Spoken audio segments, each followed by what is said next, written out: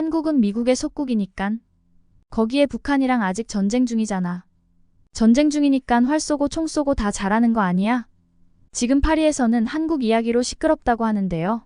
이번 올림픽에서 한국은 많은 이들의 예상을 뒤엎고 새로운 영웅들을 탄생시켰어요. 그 중에서도 가장 눈에 띄는 건 한국 선수들의 성과인데요. 특히 양궁과 사격에서 그들이 보여준 놀라운 결과는 단순한 스포츠를 넘어 그들의 저력과 정신력을 보여주는 상징이 되었지요. 임시연, 김우진 선수는 이번 올림픽에서 한국 양궁의 새 역사를 썼는데요. 두 명의 선수 모두 올림픽 3관왕을 차지하였죠. 그 과정에서 보여준 강한 멘탈과 압도적인 실력은 전 세계 팬들을 사로잡았고 결승전 긴박한 순간에도 침착하게 연이어 10점을 쏘아 올리는 그들의 모습은 그야말로 압권이었죠. 그러나 이번 올림픽의 또 다른 화제는 사격 종목에서 터졌어요. 김혜지와 양지인, 이 두 젊은 선수는 그들의 이름을 세계에 알렸는데요. 김혜지 선수는 10m 공기 권총에서 은메달을 따내며 차분하고 냉철한 경기 운영 능력을 보여줬어요. 그보다 김혜지 선수의 사격하는 모습이 흡사 영화에서 나온 여전자의 포스를 보여주며 테슬라의 일론 머스크까지도 반하게 만들었죠. 그 다음 양지인 선수는 더 큰 놀라움을 안겨주었는데요. 21살의 어린 나이에 처음 출전한 올림픽에서 금메달을 따냈어요. 경기가 끝난 후에도 평정심을 유지하며 인터뷰를 하는 그녀의 모습은 많은 이들의 감탄을 자아냈고 한국 스포츠 팬들은 그녀를 차세대 사격 스타로서 주목하기 시작했죠. 이처럼 양궁과 사격에서 한국 선수들이 보여준 성과는 그들이 단순히 강한 팀이 아니라 체계적인 준비와 끈기 있는 훈련의 결과임을 입증했고 파리 올림픽을 통해 세계는 다시 한번 한국의 스포츠 역량을 재평가하게 되었어요. 하지만 이 때문에 지금 파리에서는 한국 선수들 이야기로 시끌벅적하다고 합니다. 무슨 일인지 오늘의 사연을 들어보겠습니다. 안녕하세요. 저는 파리에 살고 있는 소피아라고 합니다. 정치 외교학을 전공하고 있는 학생이죠. 파리의 여름은 언제나 활기차지만 올해는 올림픽 덕분에 더 생동감이 넘치게 보내고 있어요. 사실 파리에서 올림픽이 열린다고 했을 때 갸우뚱했어요. 굳이 왜 올림픽이 열리지 하고 저는 반대하는 입장이었죠. 그런데 막상 올림픽이 열리니 저도 관심이 가고 파리에서 열리는 올림픽에 직관은 한번 해봐야 하지 않을까 하는 생각이 들더라고요. 그래서 오늘은 레오와 함께 경기를 직접 보러 가기 위해 만났어요. 레오는 저의 남사친으로 학교에서부터 단짝 친구이면서 저를 K 컨텐츠에 빠져들게 인도해준 친구이죠. 레오는 최근 트렌드에 빠삭해서 한국에 대한 정보라면 거의 다 알고 있었어요. 그래서 처음에는 요즘 뜨고 있는 전시회를 보러 갈까 했는데 올림픽 기간이라 박물관과 전시회가 모두 휴관이더라고요. 그래서 테슬라의 일론 머스크 때문에 유명해진 사격 경기를 레오와 보러 갔죠. 파리에서 100년 만에 열리는 올림픽이 막상 열리니깐 그래도 궁금하기는 하더라고요. 마침 프랑스 선수도 응원할 겸 경기장에 들어섰는데 뭔가 실내 사격장은 아기자기한 모습이었어요. 하지만 사격 경기의 긴장감은 상상 이상이었죠. 숨죽이며 한 발 한 발 긴장감에 총을 쏘는데 제 손에 땀이 나서 가만히 앉아있지를 못하겠더라고요. 여러 명이 총을 쏴서 최하점을 쏜 선수가 한 명씩 탈락하며 최후의 2인이 남게 되었는데요. 프랑스 선수와 한국 선수 2명이 남은 거예요. 근데 동점이라 슛오프를 진행했는데 5발씩 쏴서 더 높은 점수를 쏜 선수가 승리하는 거였죠. 극도의 긴장감 속에 5발을 쐈는데 금메달의 주인공은 결국 한국 선수에게 돌아갔어요. 아쉽게 프랑스의 금메달을 눈앞에서 놓쳤지만 한편의 영화처럼 각본 없는 드라마를 보는 느낌이더라고요. 레오와 함께 아쉬움을 달래며 그래도 너무 재밌었다며 자리를 뜨려는데 친구 한 명을 만났어요. 중국계 프랑스인 미셸 첸이었죠. 다들 관심 없는 줄 알았는데 은근히 경기를 보러 오고 있었던 거예요. 우리는 신기하면서 반가워서 카페에 가기로 했죠. 경기가 끝나면서 긴장감이 내려가고 왠지 다리에 힘이 풀리는 느낌이라 다 같이 카페에 가서 달달한 라떼 한잔 하기로 하였어요. 저희는 카페에 앉아 자리를 잡고 주변을 둘러보는데 이미 카페 안은 좀 전에 보고 온 올림픽 이야기로 가득했죠. 한국에 빠져있는 레오는 한국 선수들에 대한 이야기를 먼저 시작했어요. 특히 세계적으로 화제가 된 김혜지 선수와 오늘 금메달을 딴 양지인 선수는 우리의 관심을 끌었죠. 한국이 사격에서 이런 성과를 내다니 전통적인 강세 종목이 아닌데도 굉장하다면서 감탄을 했어요. 거기에 한국 선수들이 양궁 종목을 휩쓸고 있다면서 적수가 없다고 했죠. 저는 한국이 왜 사격과 양궁에서 강한 모습을 보이는지 이유가 궁금하더라고요. 대화는 자연스럽게 한국이 왜 양궁과 사격에서 강한지에 대한 주제로 흘러갔는데요. 저는 한국의 활쏘기 전통이 현대 스포츠에 어떤 영향을 미쳤을지, 그리고 그들이 가진 집중력과 끈기가 어떻게 사격 실력으로 이어졌을지 곰곰이 생각해봤어요. 각자의 의견이 조금씩 달라지면서 대화는 점점 깊어졌고 서로 다른 관점이 조금씩 부딪히기 시작했죠. 친한파인 레오는 한국의 양궁 실력은 전통적인 활쏘기 문화에서 비롯된 거라고 주장했어요. 조선시대부터 활쏘기를 중요한 무술로 여겨왔고 그 전통이 지금의 양궁 강세로 이어졌을 거라며 한국의 전통 문화도 이미 습득한 듯 확신에 찬 목소리로 말하더라고요. 저도 그의 말에 어느 정도 동의했어요. 한국에서 활쏘기는 오랜 역사를 가지고 있으니까 그 영향이 지금의 양궁 실력으로 이어졌을 것 같았거든요. 하지만 듣고만 있던 첸이 고개를 저으며 다른 의견을 내놨어요. 그렇다면 사격은 어떻게 설명할 수 있을까? 그녀는 의문을 던졌죠. 한국이 사격도 잘하는지는 몰랐으니까요. 첸은 잠시 생각하더니 아마도 미국과의 관계 때문 아니겠냐면서 미국은 총기 사용이 자유로운 나라고 한국이 미국과 군사적으로 가까운 관계니 자연스럽게 그런 문화가 사격 실력으로 이어졌을 거라고 했죠. 그 말을 들었을 때 저는 살짝 비웃으며 말했어요. 그건 너무 단순하게 보는 거 아니야? 한국은 총기 규제가 엄격한 나라이고 민간인이 총기를 접할 기회조차 거의 없는 걸로 알고 있는데 사격 실력은 단순히 외부 요인으로 설명할 수 없다는 생각이 들었거든요. 하지만 첸은 쉽게 물러서지 않았죠. 한국의 군사훈련이나 교육에서 영향을 받았을 수도 있다면서 한국은 전쟁의 역사도 있고 아직 휴전 중이다 보니 사격 연습을 항상 하고 있어서 그게 영향을 미쳤을 가능성도 있지 않겠냐면서 거기에 한국의 주둔해 있는 미군들도 영향이 있었을 거라고 이야기했지요. 그 이야기에 레오는 살짝 흥분하며 대답했어요. 전쟁의 역사는 과거의 일이잖아. 지금의 사격 실력은 최근의 집중훈련과 체계적인 육성 덕분일 거라 생각이 들었고 양궁처럼 사격에서도 한국은 체계적인 훈련과 끈기가 중요한 역할을 하지 않았겠냐고 말했죠. 한국 선수들이 꾸준한 노력과 헌신으로 이런 성과를 단순히 외부 요인 때문이라고 말하는 건 아무리 생각해도 억지스러웠거든요. 저는 두 사람 사이에서 혼란스러웠어요. 첸의 어머니가 중국인인 건 알지만 은근히 중국 말고 다른 아시아 국가는 무시하는 경향이 있거든요. 수업 시간에도 다른 아시아 국가 이야기만 나오면 은근 비하하기에 제가 첸에게 물었죠. 그렇다면 중국은 어떻게 사격을 잘하는 거야? 미국의 영향 때문이라는 한국은 3개의 금메달을 따냈는데 이번 올림픽에서 중국은 사격에서만 5개의 금메달을 땄거든요. 그럼 중국의 실력을 입증할 근거가 궁금했어요. 그러자 첸은 살짝 비웃으며 한마디 하더라고요. 중국은 모든 종목을 다 잘해. 이게 무슨 말인가요? 타당한 이유도 없고 무조건 중국이 최고라고만 말하니 대화가 지속되기가 힘든 상태였죠. 레오가 첸을 등지고 저에게 한국에 대해 설명해줬어요.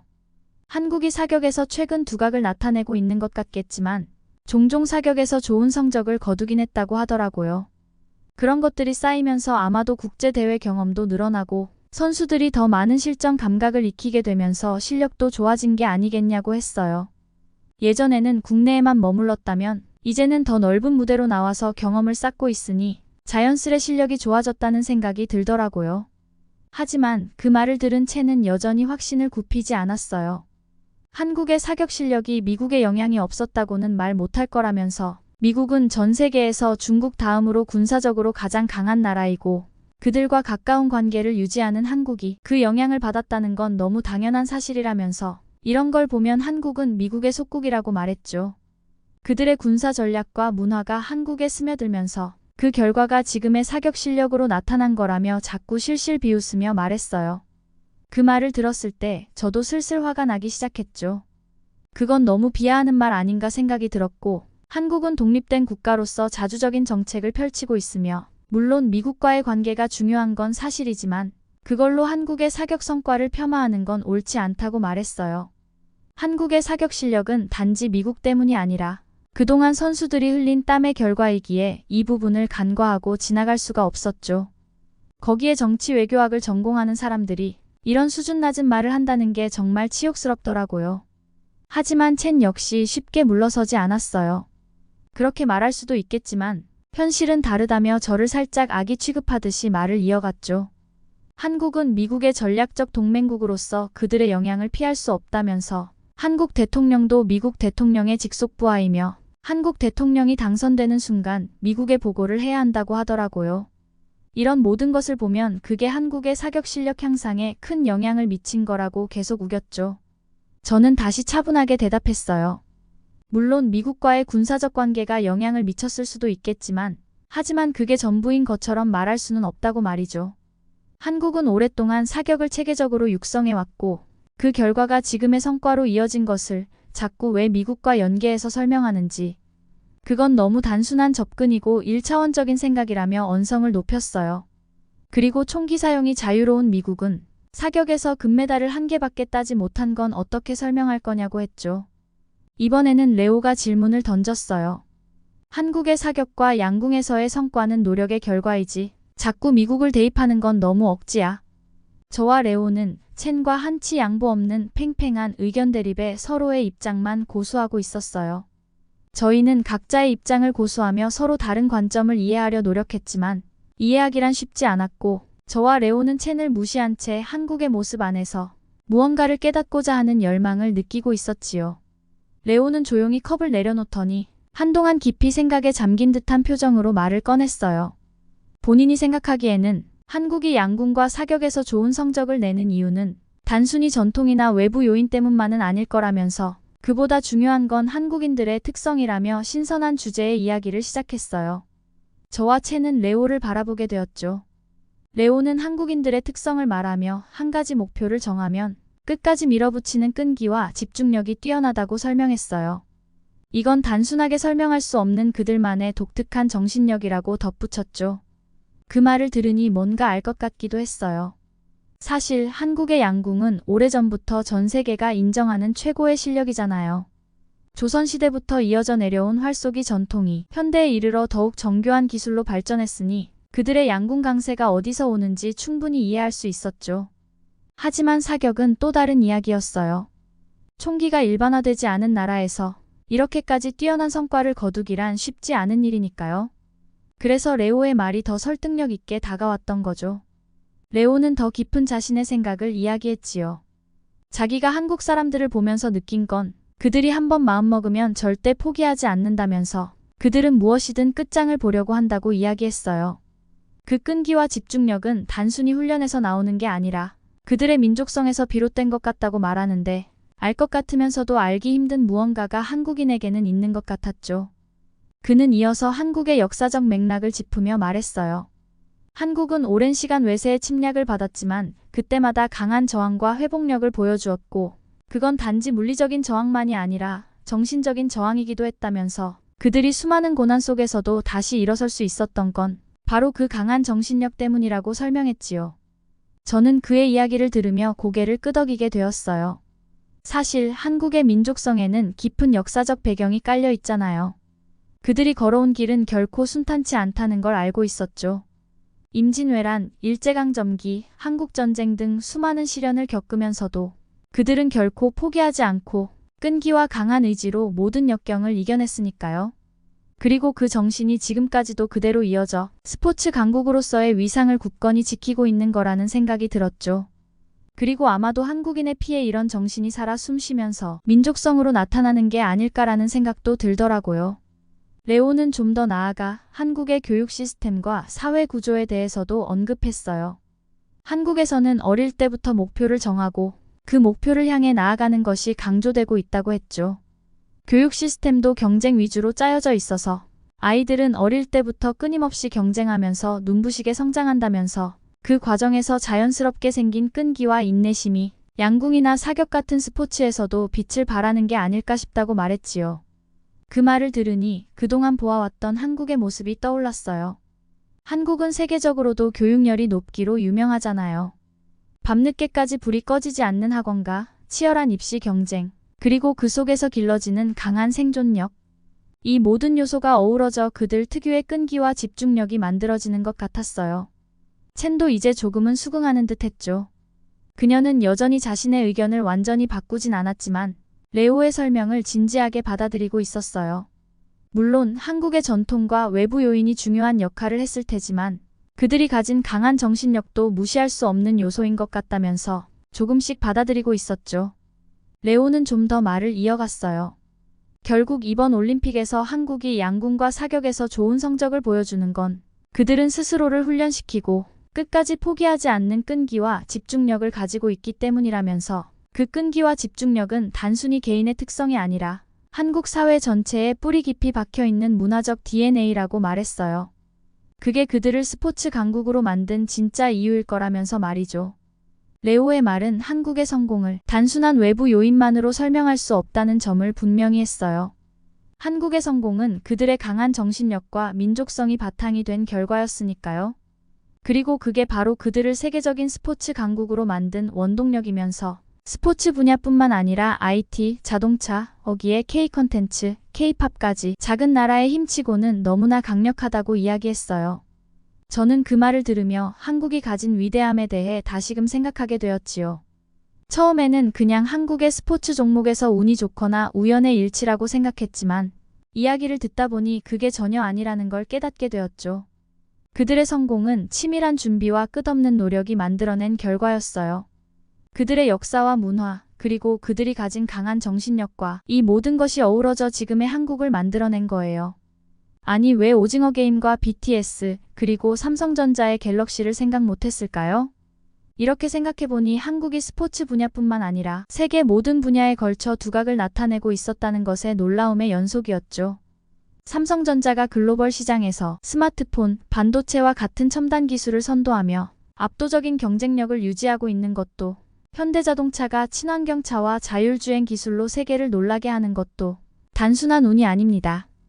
이들 기업은 끊임없이 혁신하고 개선하려는 정신 덕분에 국제적인 성공을 거둘 수 있었던 거지요. 여기에 한국의 문화산업도 빼놓을 수 없죠. BTS와 같은 K-팝 아티스트들이 전 세계 음악 차트를 휩쓸며 팬덤을 형성하고 기생충 같은 한국 영화가 국제 영화제에서 상을 휩쓸며 주목받고 있는 것도 이러한 맥락에서 이해할 수 있지요. 이 모든 성과가 우연히 일어난 것이 아니라 철저한 준비와 노력의 결과라는 점에서 더욱 놀라웠어요. 저는 이 모든 이야기를 통해 한국이라는 나라를 완전히 새롭게 보게 되었죠. 그들의 끈기와 열정이 이 모든 성과를 가능하게 했고, 이러한 정신이야말로 한국이 세계 무대에서 성공을 거두는 진정한 이유라고 생각해요. 그리고 그 위대함은 앞으로도 계속해서 빛을 발할 거라 확신이 들더라고요. 한국에서 배운 것들은 단지 그들만의 이야기가 아니라 우리 모두가 배워야 할 중요한 교훈이에요. 진정한 성공은 타고난 재능이나 외부 환경에 의해 좌우되는 것이 아니라 끈기와 열정, 그리고 철저한 준비가 만들어내는 결과입니다. 한국이 바로 그 본보기가 되어주고 있다고 생각하며 앞으로 제 삶에도 큰 영향을 미칠 것 같아요. 저도 그들처럼 더 나은 내일을 위해 열심히 노력할 생각입니다. 제 옆에는 레오라는 든든한 조력자가 있어서 언제든 함께하면 오늘보다 나은 내일을 그려나갈 수 있을 것 같아 힘이 납니다. 여러분도 같이 동참하시겠어요? 오늘의 이야기는 어떠셨나요? 오늘의 이야기가 마음에 드셨다면 구독과 좋아요 눌러주세요. 여러분의 구독과 좋아요는 재밌는 이야기를 소개할 수 있는 원동력이 됩니다. 지금까지 오렌지튜브였습니다. 시청해주셔서 감사합니다. 안녕히 계세요.